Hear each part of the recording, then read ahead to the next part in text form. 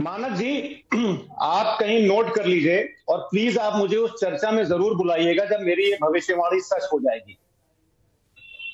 ये जो चुनाव हो रहे हैं महाराष्ट्र के और जो उपचुनाव उत्तर प्रदेश में हो रहे हैं, इसके रिजल्ट आने के बाद उत्तर प्रदेश की सरकार गिर जाएगी और केशव मौर्य जी इस प्रदेश के अगले मुख्यमंत्री होंगे।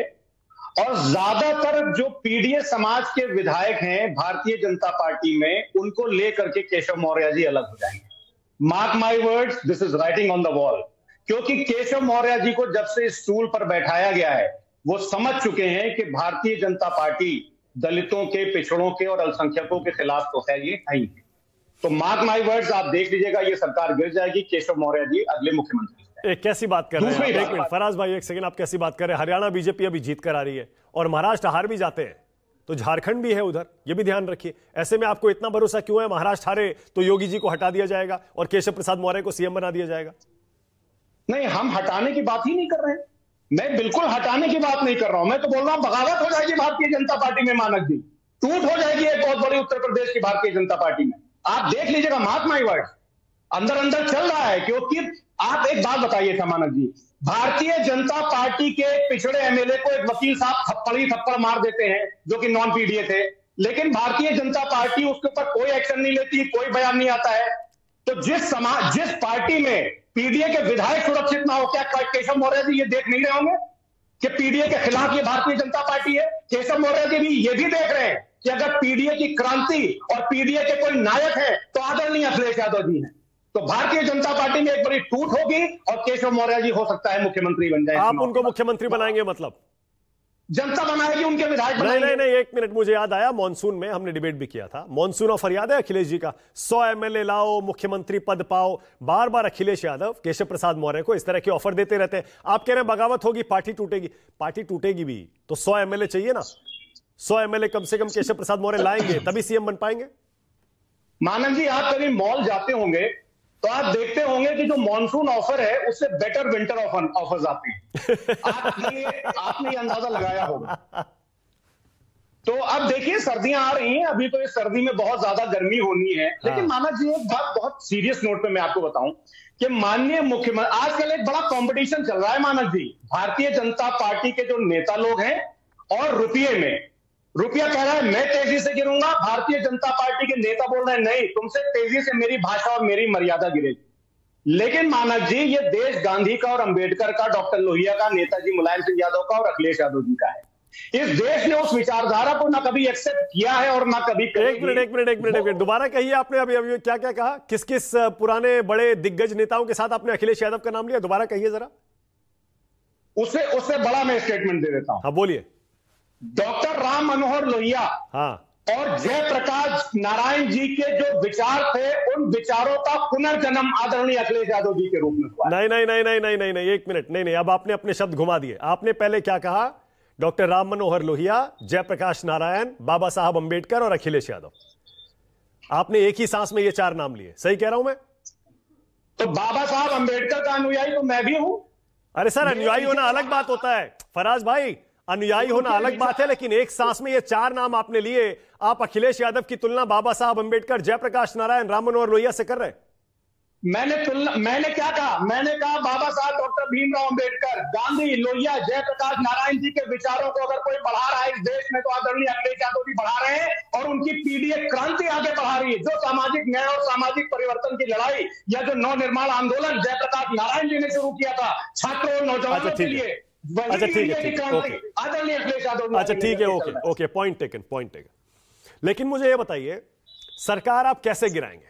आप गिराएंगे ना भैया, आपको जोर लगाना पड़ेगा, वरना अकेले तो गिरने वाली रही सरकार। मानव जी, हम लोग जो है, मैं फिर से बोल रहा हूं, दबे, कुचले, शोषित और वो मंत्री और विधायक जिनको दबाया गया, जिनको कुचला गया, उनके साथ भी हम लोग खड़े हुए हैं। तो हम तो हर एक का सहयोग करने के लिए तैयार है जो भारतीय जनता पार्टी की और आरएसएस की विचारधारा के खिलाफ है। हाँ। लेकिन मानव जी, मैं एक बात बहुत जिम्मेदारी से बोलता हूं कि ये तो बात हो गई पॉलिटिक्स की। देश की जनता किसके साथ खड़ी है? मानव जी, देश की जनता उन लोगों के साथ कभी नहीं खड़ी होगी जिन्होंने सिख भाइयों के कत्लेआम को जस्टिफाई किया। मानव जी, देश की जनता उन लोगों के साथ कभी नहीं खड़ी होगी जिन्होंने गुजरात दंगों में जो नरसंहार हुआ उसको जस्टिफाई किया।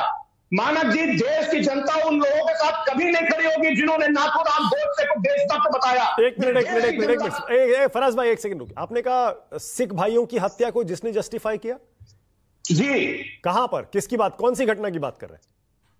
नानाजी आशुतोष जी बैठे हुए हैं। नानाजी देशमुख जी ने moment of soul searching article लिखा था, जो कि छपा था हिंदी की मैगजीन प्रतिपक्ष में, जिसके एडिटर थे जॉर्ज फर्नांडिस जी। उसमें उन्होंने लिखा था कि जो सिख भाइयों के साथ जो नरसंहार हुआ था 84 के दंगों के बाद, उसको एक तरह से अगर आप पूरा आर्टिकल पढ़िएगा, मेरे पास वो आर्टिकल भी मानव जी रखा हुआ है। फराज भाई एक सेकंड, आपने तो नई थ्योरी दे दी एकदम। यहां आरपी सिंह बैठे हैं, देखिए मैं मेरी आपसे एक दरखास्त है। आरपी सिंह यहां बैठे हैं और वो खुद 84 के दंगों को लेकर बहुत भावुक हो जाते हैं, बहुत इमोशनल हो जाते हैं। हम भी भावुक हैं। नहीं, एक सेकंड। अरे सर, आपको पता है 84 के दंगों के आरोप कांग्रेस पार्टी पर लगते हैं।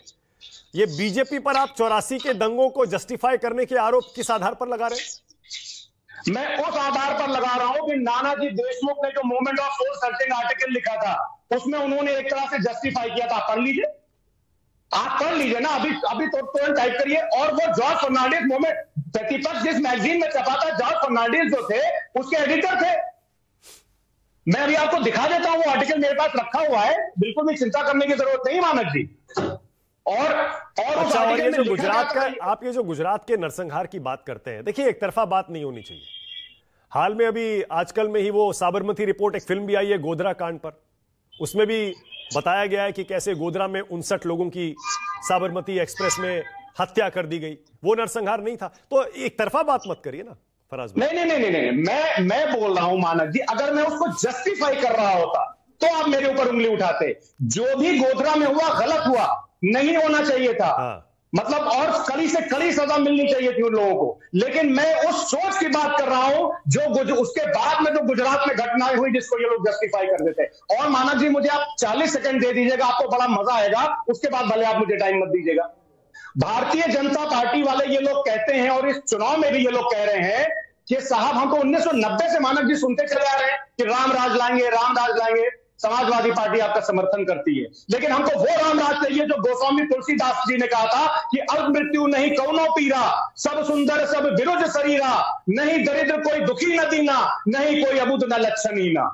ये वाला राम राज चाहिए हमको, वो राम राज नहीं चाहिए। इस किताब में मानक जी लिखा हुआ है, अगर आप पढ़िएगा तो। ये इकोनॉमिक सर्वे की किताब है। इसके हिसाब से उत्तर प्रदेश में जो इन्फेंट मॉर्टेलिटी रेट है, वो 36 स्टेट में से 36वें नंबर पर है। अल्प मृत्यु नहीं कौनो पीरा, लेकिन राम राज में छोटी अवस्था में कोई मृत्यु नहीं होती है। अच्छा, ठीक है। मानक जी, 5 साल से कम के जो बच्चे हैं, पेज नंबर 188 पर इसमें लिखा हुआ है, उनकी जो मृत्यु होती है उत्तर प्रदेश 36 में से 36वें नंबर पर है। सब बिरुज सब सुंदर सब बिरुज शरीरा। अच्छा फराज भाई, एक सेकंड देखिए, मैं तो बस आपसे बड़ी इतनी मासूम सी एक दरखास्त करना चाहता हूं। मैं ये कहता हूं कि आप बीजेपी से बार बार हार जाते हैं। जब भी चुनाव आता है आप हार जाते हैं, और उसके बाद ये मॉनसून ऑफर, ये विंटर ऑफर, केशव मौर्य, योगी जी, कुर्सी के नीचे सुरंग, यही सब करते रहते हैं आप। अरे चुनाव में हराइए ना, चुनाव में हराइए, जनादेश लेके सरकार बनाइए। मानक जी, आप तो ऐसा बोल रहे हैं कि जब से चुनाव शुरू हुए 1950 के दशक से, तब से अब तक उत्तर प्रदेश में या भारत में भारतीय जनता पार्टी की सरकार है। मैं पिछले 5 चुनाव की बात कर रहा हूं, मैं पिछले 5 चुनाव की बात कर रहा हूं। आप 14 में हारे, 17 में हारे, 19 में हारे, 22 में हारे, 24 में हालांकि आपने बीजेपी को पटखनी दी, मैं मानता हूं उस बात को। लेकिन ये बार बार आप सरकार गिराने पर क्यों उतर आते हैं? आप कहते हैं बीजेपी सरकार गिराती है, जनादेश की हत्या करती है, आप भी वही करने की कोशिश कर रहे हैं। इस बार भी बीजेपी गिराएगी, हम नहीं करेंगे मानक जी। हाँ। इस बार भी भारतीय जनता पार्टी अपनी ही सरकार गिराएगी। जो बोएंगे वही काटेंगे मानक जी। अगर बबूल बोएंगे तो बबूल ही निकलेगा, उसमें से पपीता नहीं निकलेगा मानक जी। अच्छा। इन्होंने जो हाल महाराष्ट्र में किया है ना, कि शरद पवार जी की पार्टी तोड़ी, वहां पे इन्होंने बांटा था और काटा था। इन्होंने फिर उसके बाद में शिवसेना को तोड़ा, शिवसेना को बांटा, उसके बाद में उसको काटा। तो ये बांटने और काटने की पार्टी के अंदर की जो राजनीति कर रहे हैं, आप देखिएगा इनके सामने भी वही आएगा मानक। ओके सरदार आरपी सिंह जी।